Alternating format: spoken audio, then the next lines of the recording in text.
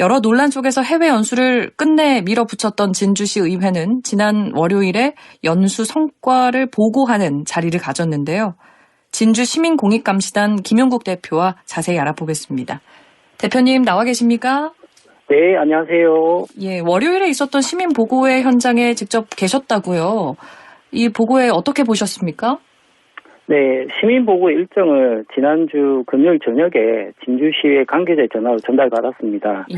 진주시가 해외연수 시민보고의 일정에 대해 보도자료 등으로 사전 홍보를 적극적으로 하지 않았고 진주시의 홈페이지에서조차 보고 일정이 올려져 있지 않았습니다. 또한 시민보고회 당일에 어떠한 자료도 제공하지 않았는데요. 예. 그리고 보고회에서 해외연수 경비 사용 내역도 공개하지 않았습니다. 전반적으로 제대로 준비되지 않았다고 생각합니다. 해외 연수를 떠나기 전에 밝혔던 대시민 보고회와는 달리 예. 우호적인 사람들을 초청해서 진행하려고 했던 것이 아닐까 하는 의심이 듭니다. 그러면 홈페이지에도 안 나와 있고 보도자료도 안 냈었다면 그 자리에 참석한 분들은 일반 시민분들이 아니셨나요? 어떻게 다들 뭐 아름아름으로 오셨던 거예요? 그러니까 보통 각 동별로 네. 대표 주민들 그리고 또 본인들이 생각하는 분들을 선별해서 초청을 한 게 아닌가 하는 생각도 들고요. 예. 이런 것들이 좀 대대적으로 알려져서 많은 관심 있는 시민들이 많이 참여해야 예. 좀 그 본래의 취지를 살릴 수 있는데 좀 그렇게 하지를 않았던 것 같아요. 그래서 부랴부랴 몇몇 기자들이 취재를 들어가고 저희가 정보공개 청구를 했었거든요. 예. 그래서 지난주 금요일 저녁부터 각 언론사에 전화를 돌리고 뒤늦게 좀 알리는 작업을 했었어요. 네, 그러니까 시민보고회라고 한다고 했는데 사실상 많은 시민들이 알지는 못했겠군요.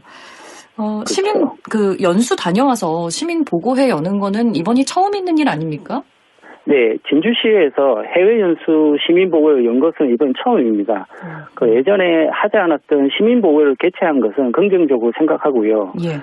작년 하반기에 진행된 남해, 제주도, 일본 워크숍 및 연수에 대한 어떠한 결과물도 공개되지 않아서 비판 여론이 상당했었습니다. 이런 상황에서 진주시가 작년 12월에 이탈리아로 해외 연수를 간다고 하니 비판 여론이 거세질 수밖에 없었던 것이죠. 그렇죠.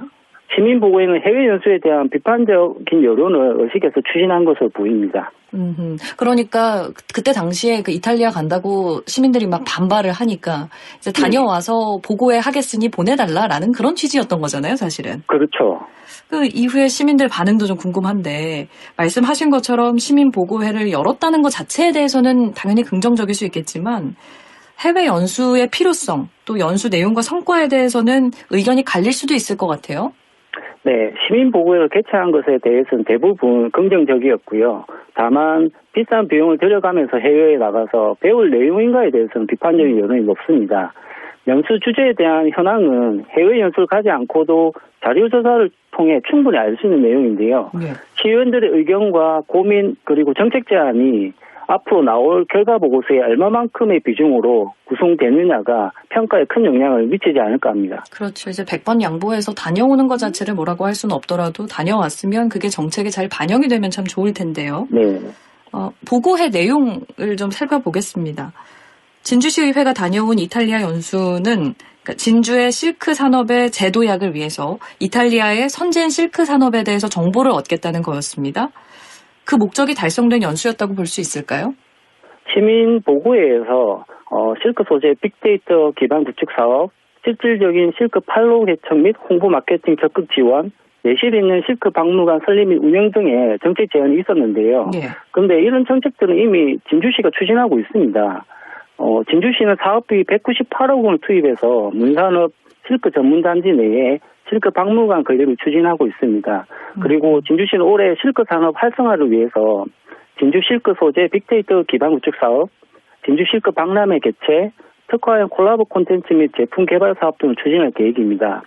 이번 시민보고의 내용을 보면서 진주시가 추진하고 있는 정책과 연계한 연수라는 느낌을 많이 받았는데요. 진주시의회가 진주시의 새로운 방향의 정책을 제시하고 선도하는 연수에는 미치지 못했다고 생각합니다.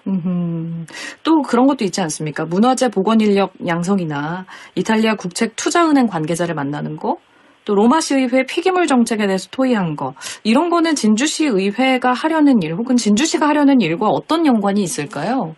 네, 진주시는 현재 진주성 내에 증명 보고를 추진하고 있습니다. 그리고 진주성 척성문 앞 진주성 대척광장 조성지에서 고려시대 토성과 조선시대 석성 등 진주성 외성의 유적이 발굴되어가지고 보존을 추진하고 있습니다. 진주시가 추진하고 있는 문화재 복원이나 폐기물 정책에 대해 관심을 갖고 앞선 정책을 배우는 것은 필요한데요. 그런데 이런 정책들은 국내에서도 충분히 배울 수 있는 내용입니다. 그래서 대부분의 시민들이 해외 연수에 대해 비판적인 거죠. 예. 네, 일단 보고회에서 보고서를 따로 못 받으셨다고 했잖아요. 그럼 네네. 이후에 뭐 관련 자료를 받으셨습니까? 그래서 진주시에 요청을 해서, 예. 그날 보고회 때 발표된 PPT 자료를 저희가 좀 다시 받았습니다. 너무 이렇게 자료 제공도 없이 발표회 당일 PPT만 봐가지고는 특별한 내용이 이렇게, 남지가 않아가지고. 예. 네네네. 그러면 지금 말씀하신 뭐 진주성이나 촉성루의 문화재 복원이나 유물 발굴 과정 같은 것들은 이후에 받아본 PPT 자료에 있었던 것들인가요? 발표의 자료는 그렇게 자세하게 나오지는 않았고요. 예. 그 진주성 대척광장 조성지에 앞으로 저희가 진주시가 하고 있는 간략한 진행 그림 정도만 PPT 자료에 나와 있었습니다.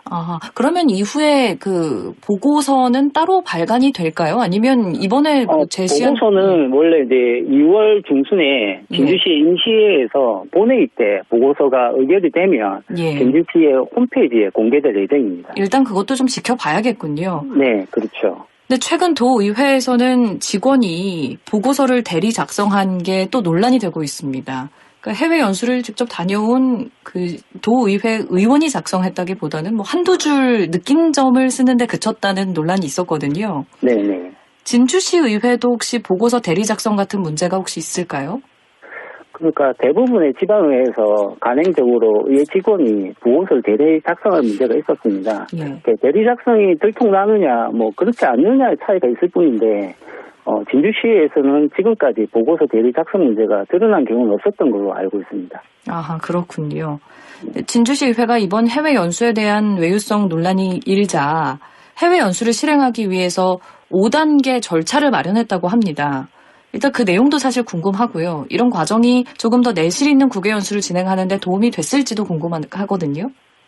그래서 5단계 절차의 핵심된 거는 사전 전문가 토론 초청을 하고 그리고 갔다 온 다음에 보고회를 하고 그리고 결과 보고서 내는 건 기존에 했던 거니까 저는 이 두 가지가 좀 핵심적인 내용이라고 생각하는데요. 해외 연수를 떠나기 5일 전에 KBS 뉴스를 통해서 사전심사위원회에서 통과된 해외 연수 일정 중 절반 가까이가 변경되었다는 게 드러났습니다. 예, 그렇죠. 진주시에는 일정 중 상당 부분이 변경되었음에도 불구하고 국외 공무 출장 심사위원회에 보고하고 동의를 구하지 않았습니다.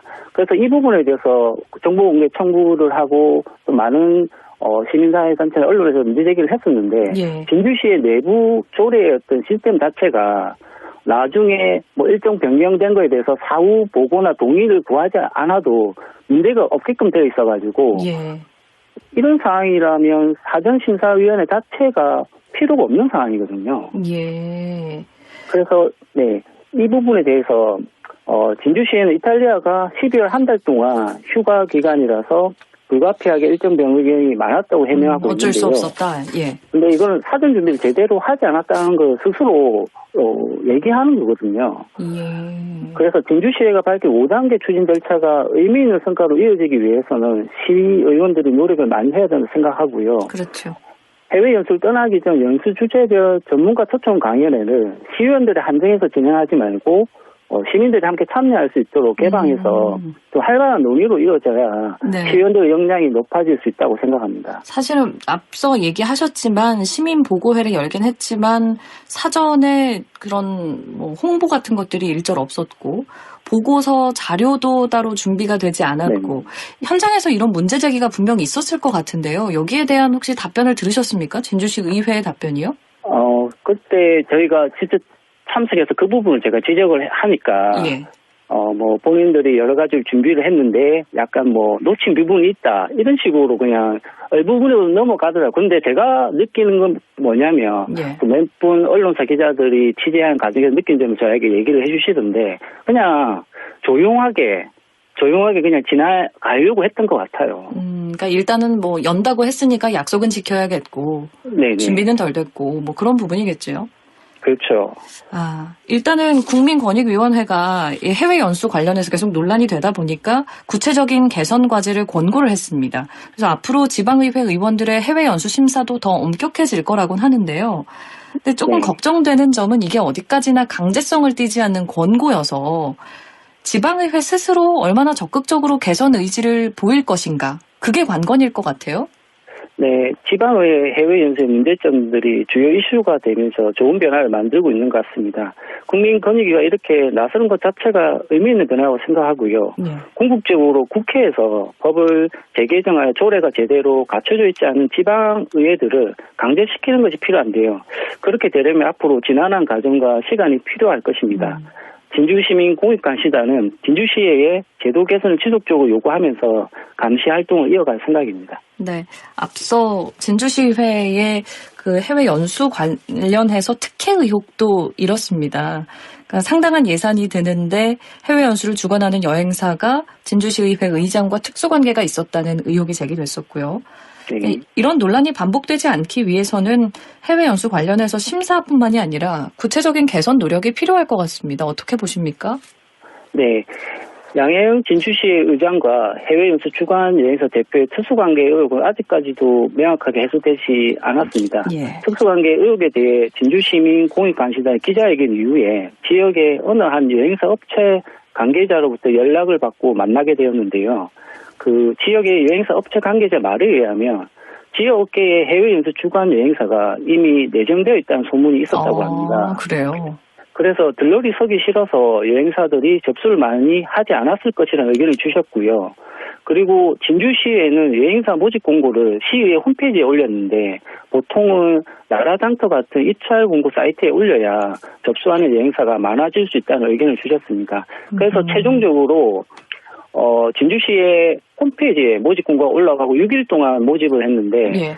최종 2곳이 내고 한 곳은 뭐 자격이 미비해서 빠지고 최종 한 업체에 대해서 블라인드 면접을 실시해서 이렇게 뭐 객관적으로 했다고 하는데 어찌 보면 많은 여행사들이 접수하게 만들고 그 과정 속에서 블라인드 면접을 했다면 좀 객관적이라고 생각하는데 너무 이렇게 접수 많이 받으려는 노력을 많이 하지 않았던 것 같아요. 예. 근데 아직까지는 사실이 밝혀지지 또 않아서 특히 의혹에 네. 대해서는 조금 더 시간을 두고 지켜볼 네. 필요는 있어 보이고요.